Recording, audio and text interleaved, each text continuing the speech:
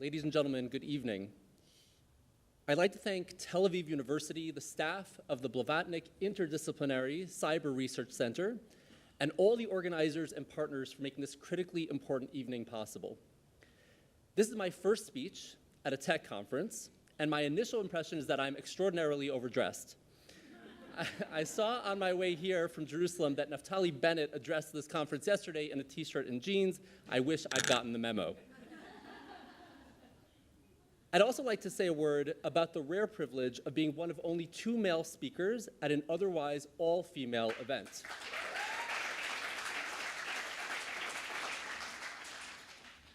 As someone who has, for years and as recently as yesterday, refused to participate in all-male panels and has too often been told that no qualified women could be found, I would just encourage conference organizers and event hosts to take a look at this hall today.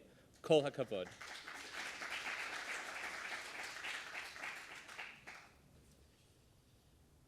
In Los Angeles, a mob waving Palestinian flags laid siege to a synagogue and beat Jewish worshipers in the street. Days after, a different mob screamed, "Go back to Germany," at Jewish children outside a synagogue preschool. At Stanford, a university task force found that anti-Semitism on campus is, quote, widespread and pernicious, with Jewish and Israeli students feeling ostracized, canceled, and intimidated.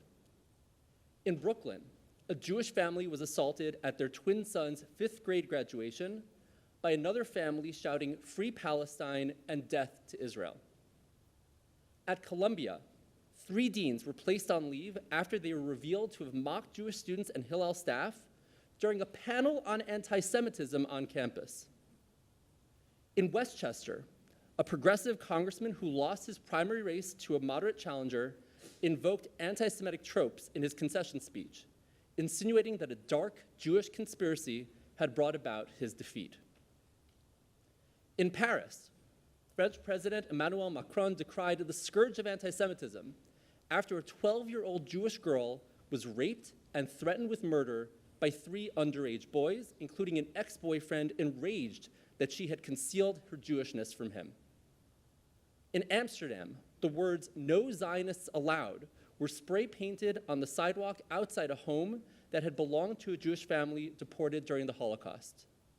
In southern Russia, assailants opened fire at synagogues in 2 separate cities simultaneously and then burned one of them to the ground. And all of this happened in the past week alone. The surge in anti-Semitism around the world in the 8 months since October 7th has been nothing short of breathtaking.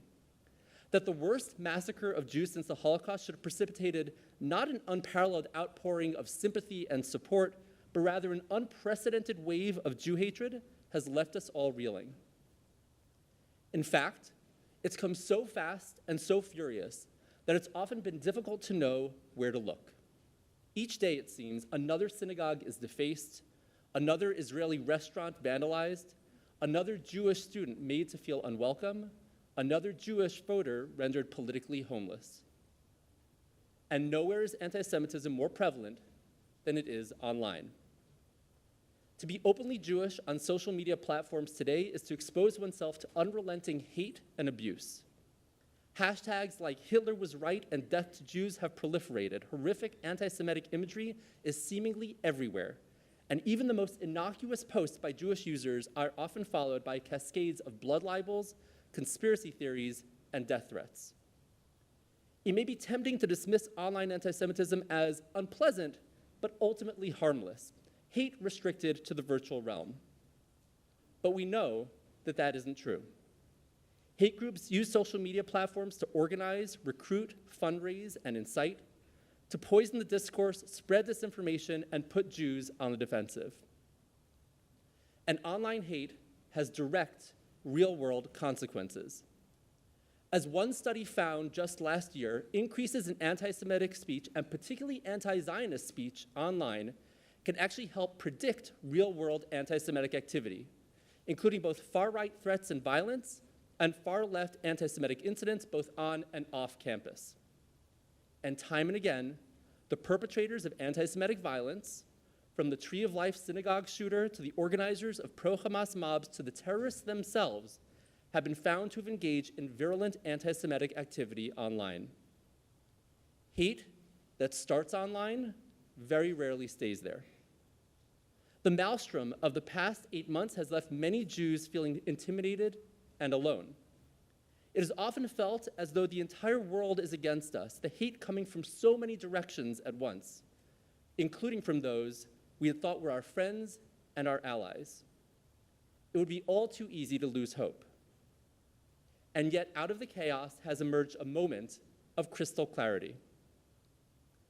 To borrow Douglas Murray's striking imagery, it's as though a flare has gone up, briefly illuminating all and showing us exactly where everyone stands. Lines that were previously blurred have become sharp and bold. Lines between good and evil, between right and wrong, between those who are with us and those who wish we would just disappear. Yes, you can criticize the Israeli government, this or any other, without being anti-Semitic. In fact, tens of thousands of Israelis do it every single weekend. But no, using Israel as a pretext for your hate does not excuse it. You aren't being as clever as you think you are by substituting Zionist for Jew. We see right through you. Because yes, anti-Zionism is anti-Semitism. If that wasn't clear before October 7th, it sure as heck is now.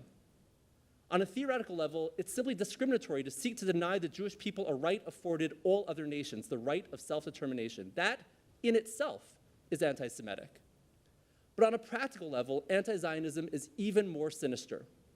The desire to deny Jews the capacity of self-defense, leaving them at the mercy of their neighbors, was cruel and bigoted before the atrocities of that terrible day. Today, it is simply evil. And the public discourse, including online, is full of it. If there's any comfort to be found, it may be in that people of conscience share our concern. Public opinion polls show that the general public, at least in the United States, is concerned about rising anti-Semitism and perceives it across the political spectrum. 3/4 believe that Jew hatred is a problem in America, and over half believe it is on the rise. And more than 80%, 8 out of every 10 Americans, say that the belief that Israel has no right to exist, the fundamental belief of anti-Zionism, is indeed anti-Semitic.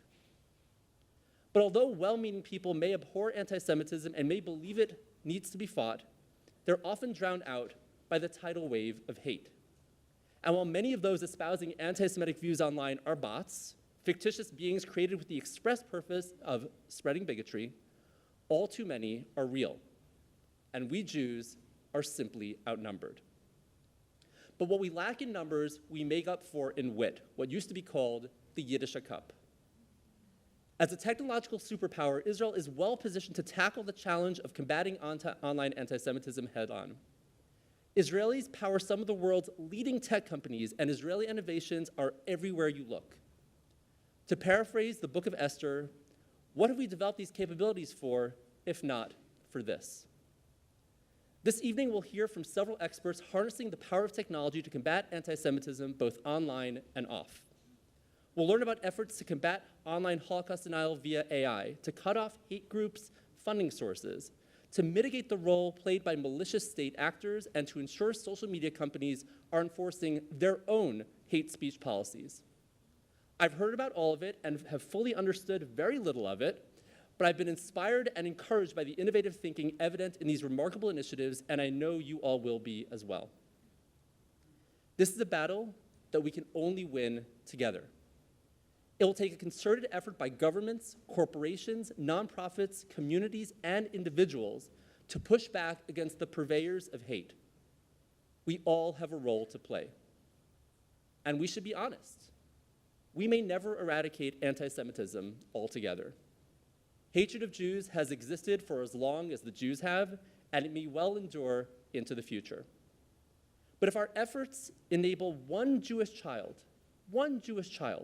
to go to school unafraid, one Jewish college student to raise his head high on campus, one Jewish family to attend synagogue without police protection, one Jewish social media user to experience a platform without abuse, we will have made a difference.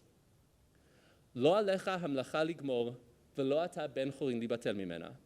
It is not upon you to finish the work, but neither are you free to desist from it. Let's set out and do this work together. Thank you very much.